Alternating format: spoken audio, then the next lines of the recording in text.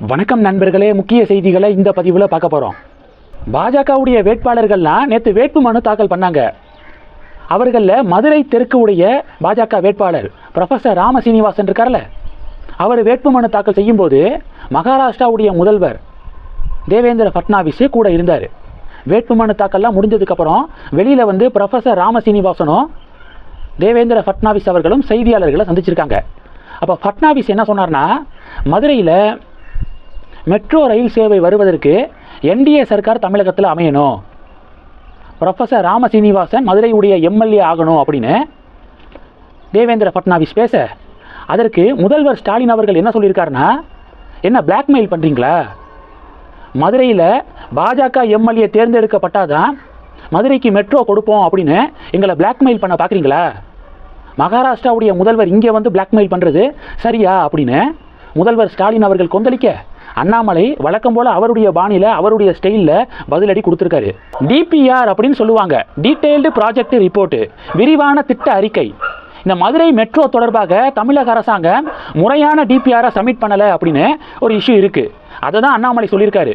முறையான டிபிஆரை சப்மிட் பண்ண முடியாத கையாளாகாத திமுக அரசின் முதல்வரே தேவேந்திர ஃபட்னாவிஸ் பிளாக்மெயிலாம் பண்ணலை. அவர் தெளிவாக சொல்கிறாரு, என்டிஏ சர்க்கார் தமிழகத்தில் அமைந்தவுடன் மதுரை மெட்ரோ ப்ராஜெக்ட் தொடர்பாக முறையான டிபிஆரை சப்மிட் பண்ணி மதுரையில் மெட்ரோ சேவையை கொண்டு வர வைப்போம், மதுரையில் மெட்ரோ சேவை வரும் அப்படின்னு தெளிவாக சொல்கிறாரு. முதல்ல நீங்கள் ஒரு ப்ராப்பரான டிபிஆரை சப்மிட் பண்ணீங்களா? அப்போ நீங்கள் வச்சுக்கிட்டு கோவையில் மெட்ரோ ப்ராஜெக்டை வந்து கேன்சல் பண்ணிட்டாங்க, மதுரையில் மெட்ரோ ப்ராஜெக்டை கேன்சல் பண்ணிட்டாங்க அப்படின்னு இப்படி அரசியல் பண்ணுறீங்களே அப்படிங்கிறதான் அண்ணாமலையுடைய வாதமாக இருக்குது. சாத்தான்குளத்தில் ஜெயராஜ் பென்னிக்ஸ் கொலை வழக்கு இருக்குல்ல, லாக்அப் டெத் கேஸு. இப்போது மதுரை சிறப்பு நீதிமன்றம் 9 காவல்துறையினரும் குற்றவாளிகள் அப்படின்னு சொல்லிட்டு தண்டனை அறிவிச்சிருக்காங்க.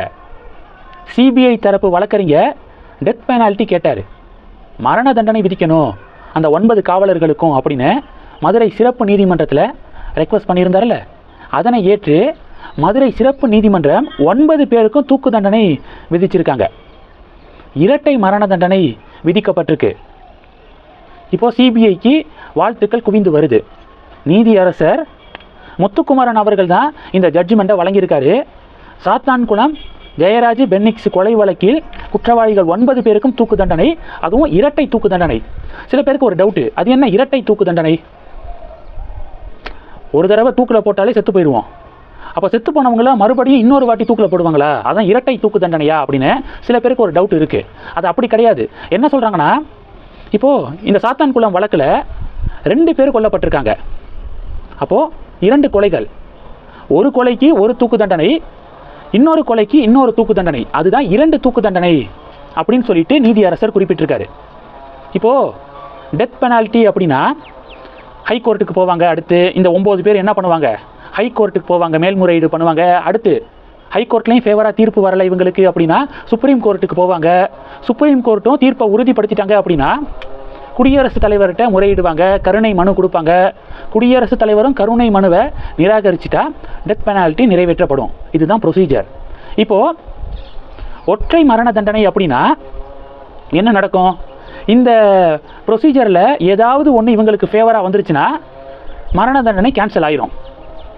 இப்போ இரட்டை மரண தண்டனை அப்படிங்கிறதுனால ஒன்றுக்கு இந்த மரண தண்டனையிலிருந்து விலக்கு கிடைச்சாலும் இன்னொரு ஒரு கொலைக்கு மரண தண்டனை அப்படியே நிலுவையில் இருக்கும். அப்போது அவ்வளவு எளிதாக இவங்க இந்த டெத் பெனால்ட்டி விவகாரத்திலிருந்து வெளியில் வர முடியாது. 2 வாட்டி அவங்க வந்து நீதிமன்றத்தை அப்ரோச் பண்ணி நீதியை வந்து வாங்கணும், 2 வாட்டி அவங்க ட்ரை பண்ணணும். அப்போது அவங்களுக்கு பெரிய ஒரு காம்ப்ளெக்ஸான ஒரு ஜட்ஜ்மெண்ட் தான் இது, இரட்டை மரண தண்டனை அப்படிங்கிறது. நீதியரசர் முத்துக்குமரன் என்ன சொல்லியிருக்காருன்னா, இது போன்ற வழக்கில் ஆயுள் தண்டனை கொடுத்தால் காவல்துறையினருக்கு அச்சத்தை ஏற்படுத்தாது, அதனால தான் மரண தண்டனை அப்படின்னு தரமான சம்பவம் பண்ணியிருக்காரு. இந்த செய்திகளை பற்றி உங்களுடைய பார்வைகளை மறக்காமல் கமெண்ட் பண்ணுங்கள். தொடர்ந்து கனெக்டில் இருங்க, அடுத்தடுத்து நிறையா பதிவுகளை பார்க்க போகிறோம்.